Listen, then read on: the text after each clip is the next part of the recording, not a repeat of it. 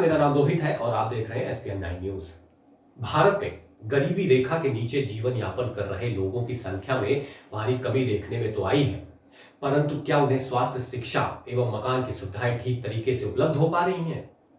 एवं क्या सरकार द्वारा इन मदों पर उपलब्ध कराई जा रही सुविधाओं को गरीबी आंकने के पैमाने में शामिल किया जाता है, अथवा केवल उनकी आय में हुई वृद्धि के चलते ही उन्हें गरीबी रेखा के स्तर से ऊपर मान लिया गया है?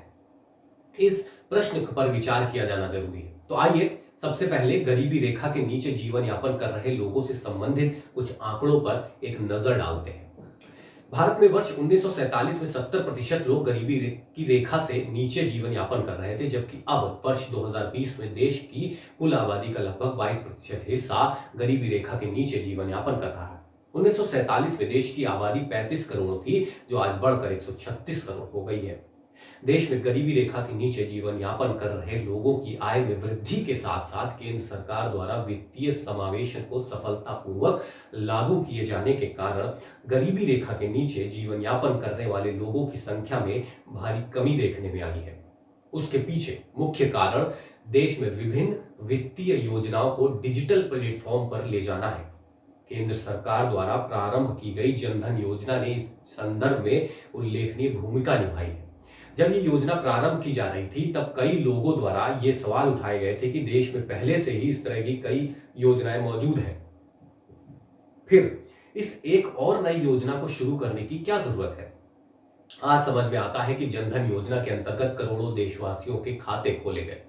कुल लगभग 41 करोड़ खाते विभिन्न बैंकों में खोले गए। विशेष रूप से महिलाओं के 22 करोड़ से अधिक खाते खोले गए हैं, जिनके खातों में आज सीधे ही सब्सिडी का पैसा केंद्र एवं राज्य सरकारों द्वारा हस्तांतरित किया जा रहा है। मनरेगा योजना की बात हो और अथवा केंद्र सरकार की अन्य योजनाओं की बात हो, पहले ऐसा कहा जाता था कि केंद्र से चले 100 रुपए में से शायद केवल 8 रुपए से 16 रुपए तक ही अंतिम हितग्राही तक पहुंच पाते हैं। लेकिन आज हितग्राहियों के खातों में सीधे ही राशि के जमा करने के कारण बिचौलियों की भूमिका एकदम समाप्त हो गई है और हितग्राहियों को पूरा का पूरा 100% पैसा उनके खातों में सीधे ही जमा हो रहा है। यह वित्तीय समावेशन की दृष्टि से एक क्रांतिकारी कदम सिद्ध हुआ है। पूरे विश्व में ही गरीबी रेखा को परिभाषित करने का एक लंबा इतिहास रहा है, लेकिन भारत उन अग्रणी देशों में रहा है जिन्होंने गरीबी की रेखा को सबसे पहले परिभाषित किया है। वर्ष 1960 से ही भारत और विश्व बैंक की इस संबंध में आपस में चर्चा चलती आ रही है और भारत द्वारा गरीबी रेखा की जो परिभाषा विकसित की गई थी, उसी के इर्द गिर्द विश्व बैंक ने भी $1 प्रतिदिन प्रति व्यक्ति की आय को ही गरीबी रेखा के रूप में परिभाषित किया था, जो बाद में समय के साथ बढ़ते बढ़ते $2 प्रतिदिन प्रति व्यक्ति आय तक पहुंच गई। इस प्रकार विश्व बैंक ने समय समय पर गरीबी रेखा की परिभाषा में भी सुधार किया है। इसके पीछे सबसे बड़ा कारण यह रहता आया है कि विभिन्न देशों के निवासियों द्वारा उपभोग की जाने वाली वस्तुओं की कीमतों में वृद्धि होने से उनकी आय में वृद्धि होते रहने आवश्यक है। अतः गरीबी रेखा की परिभाषा में भी विश्व बैंक द्वारा सुधार किया जाता रहता है। भारत में भी शुरू में प्रति व्यक्ति कितनी कैलोरी शहरी और ग्रामीण इलाकों में निवास कर रहे लोगों के लिए अलग अलग कैलोरी की आवश्यकता निर्धारित की गई थी, आवश्यकता होती है। उस कैलोरी को प्राप्त करने के लिए किस खाद्य सामग्री का उपभोग करना होगा और इस खाद्य सामग्री को खरीदने के लिए कितनी प्रति व्यक्ति आय आवश्यक होगी, उस आय को ही गरीबी रेखा माना जाता है। बाद में खाद्य सामग्री का उपभोग की जाने वाली वस्तुओं की टोकरी में कुछ अन्य आवश्यक वस्तुओं को भी शामिल किया गया था। इस नई टोकरी में शामिल समस्त वस्तुओं पर कितना खर्च होना है, कम से कम उतनी आय प्रति व्यक्ति तो होनी ही चाहिए जिसे गरीबी रेखा के रूप में परिभाषित किया गया था। उस समय यह सोचा गया कि चूंकि अस्पताल एवं स्कूलों की व्यवस्था सरकार की ओर से की जाती है, अतः स्वास्थ्य और बच्चों की पढ़ाई के लिए गरीब व्यक्तियों को कुछ भी खर्च करने की जरूरत नहीं होती। इसी कारण से उपभोग की जाने वाली वस्तुओं की टोकरी में स्वास्थ्य पर खर्च एवं बच्चों की पढ़ाई पर खर्च को शामिल नहीं किया गया था। लेकिन आज की स्थिति को देखते हुए गरीबी रेखा को निर्धारित करते समय खाद्य सामग्री एवं उपभोग की जाने वाली अन्य वस्तुओं के अलावा कुछ अन्य मुख्य बिंदुओं पर भी ध्यान दिया जाना चाहिए।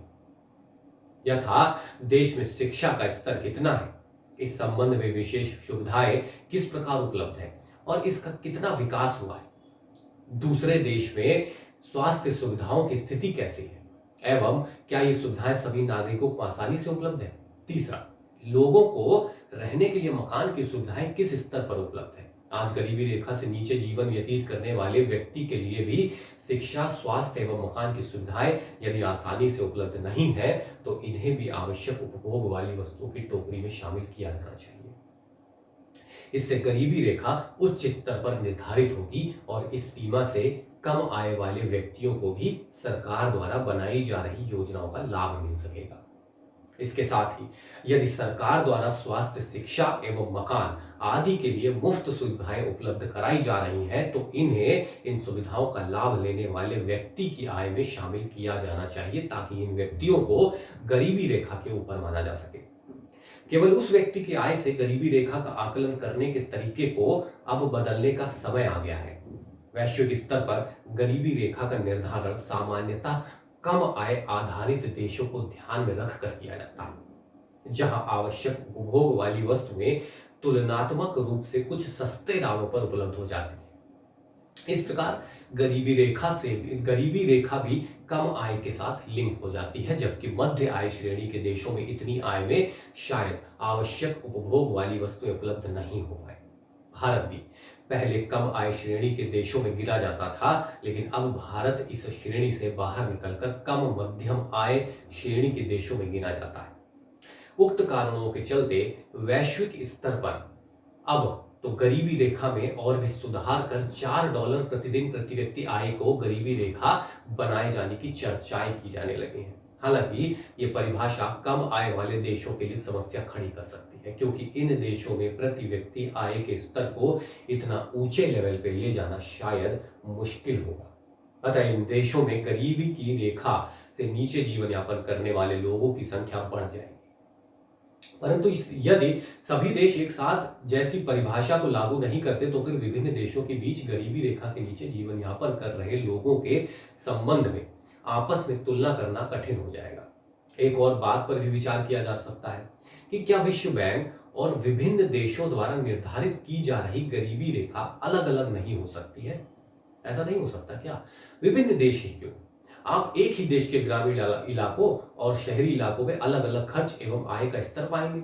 साथ ही सरकार द्वारा चलाई जा रही विभिन्न योजनाओं का भी देश में गरीबी के स्तर पर प्रभाव पड़ता है। यदि इस प्रकार की योजनाएं ग्रामीण इलाकों में अधिक मुस्तैदी से चलाई जाती हैं तो वहां गरीबी का स्तर कम देखने को मिलेगा।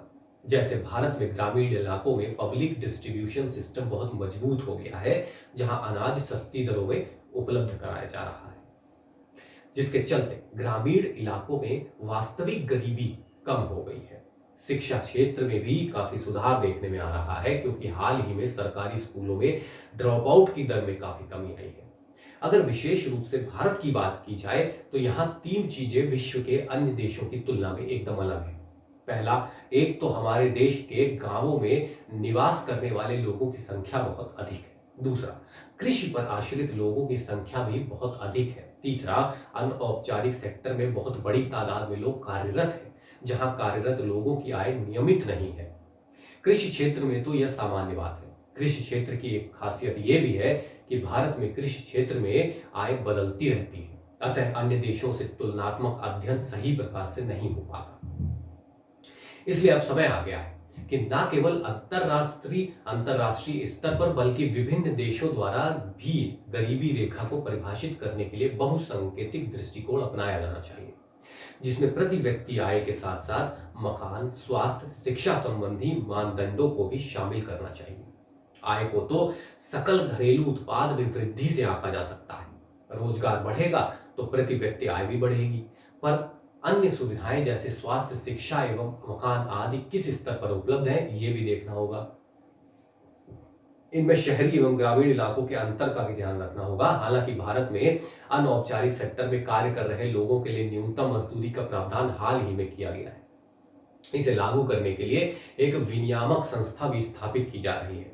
साथ ही कृषि मजदूरों के लिए ग्रामीण स्तर पर ही रोजगार के अवसर निर्मित किए जाने का प्रयास किया जा रहा है। फिर भी उक्त वर्णित मापदंडों को शामिल करते हुए यदि गरीबी रेखा की परिभाषा बदलती जाती है तो देश में विशेष योजनाएं बनाकर गरीबी को तेजी से दूर किया जा सकता है।